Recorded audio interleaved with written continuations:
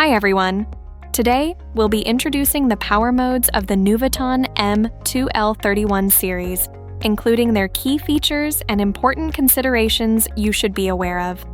Today's content includes an introduction to the different power modes available in the M2L31 series, an explanation of how SRAM and low-power SRAM preserve data to ensure no loss occurs during low-power modes, a review of the wake-up sources that can bring the system out of low-power modes, corresponding current specifications from the datasheet so you can clearly understand power consumption performance.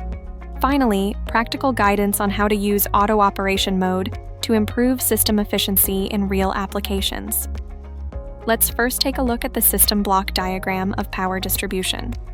Based on different clock sources, the system is divided into the core power domain and the low power domain. Each of these domains contains different functional blocks. Taking the low power digital logic block under the low power domain as an example, it includes various peripherals such as the low power PDMA and low power GPIO. These functions are driven by the HCLK1 and PCLK2 clock sources. What makes these clocks special is that they can operate not only during normal run mode, but also remain active during power down modes. Later, we will explain how different clock sources operate under various power modes, and other sections will provide practical application examples for your reference. The M2L31 series has three main power modes: normal run, idle, and power down. The power down mode is further divided into 11 levels. Normal power down, which is NPD 0 to 5, totaling 6 levels. Standby power down, which is SPD 0 to 2, totaling 3 levels. Deep power down, which is DPD 0 to 1, totaling 2 levels. When learning about the different power modes, there are 3 key points to focus on. 1. Understand which clock sources are required for each mode. 2. Know how to enter and exit each mode. 3. Be aware of the current consumption in each state. First, let's understand the normal run mode. Normal run is also the default state of the MCU and does not require any special configuration. Here, it's important to know that in normal run, all clock sources of the M2L31 series are available for use. Next, let's look at how to enter power down mode. Following the flowchart makes it easy to see that certain registers need to be configured. The first one is the deep sleep and sleep mode selection bit in the system control register, which needs to be set to 1. The second one is the power down enable bit in the system power down control register. And from the power manager control register, use the power down mode selection bit to choose the desired power down mode. Here, we summarize the register settings required to enter each power mode in the table shown. Finally, once the CPU executes the WFI instruction, the MCU will switch to the corresponding power down mode. However, in practice, you don't need to set the registers manually, step by step. In the M2L31 series BSP, you can find APIS for entering power down mode in clock.c file. Simply call the APIs in the order shown in the presentation, and the MCU will handle the configuration for you. The idle mode also has an API that can be used directly. Next, let's explore which clock sources and peripherals can operate under different power modes. First, in normal run mode, all clock sources and functions operate at full speed. However, the situation changes when entering power down mode. As shown in the diagram, the HCLK1 and PCLK2 clocks in the low power domain can only operate in NPD 0 to NPD 4 modes. When the system switches to NPD 5, SPD, or DPD, only the LXT and LIRC clocks remain available. In most low power applications, the most commonly used modes are NPD 0 to NPD 3. In later sections, we will demonstrate how to use different low-power peripherals in NPD 3 mode.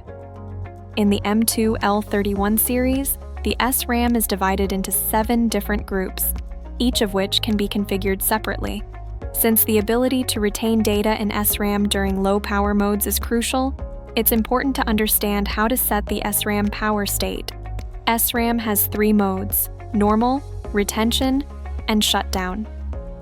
As shown in the table below, when the CPU is in normal run or idle run, SRAM must be set to normal mode. Otherwise, SRAM access may be abnormal. However, if you want SRAM to retain data during power down, you should set its power mode to retention. In this case, a second register also needs to be configured. This refers to the SRAM retention range select bit.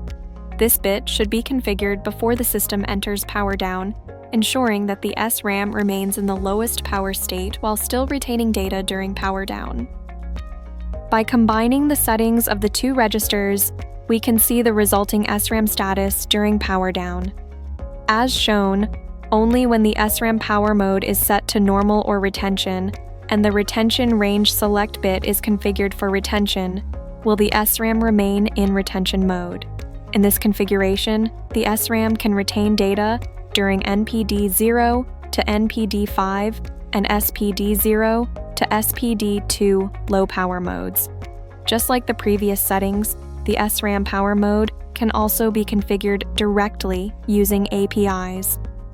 Next, let's look at the wake-up methods. This table details the ways to exit different low power modes. Besides reset-based wake-up, in commonly used NPD modes, the system can also be awakened by interrupts from certain peripherals. For detailed usage, please refer to the Technical Reference Manual. Finally, let's take a look at the current consumption listed in the datasheet. The results vary depending on the mode and conditions.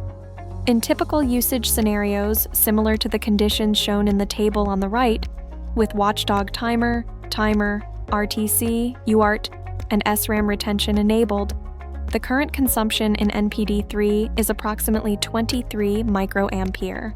However, actual power consumption should always be measured based on real usage conditions.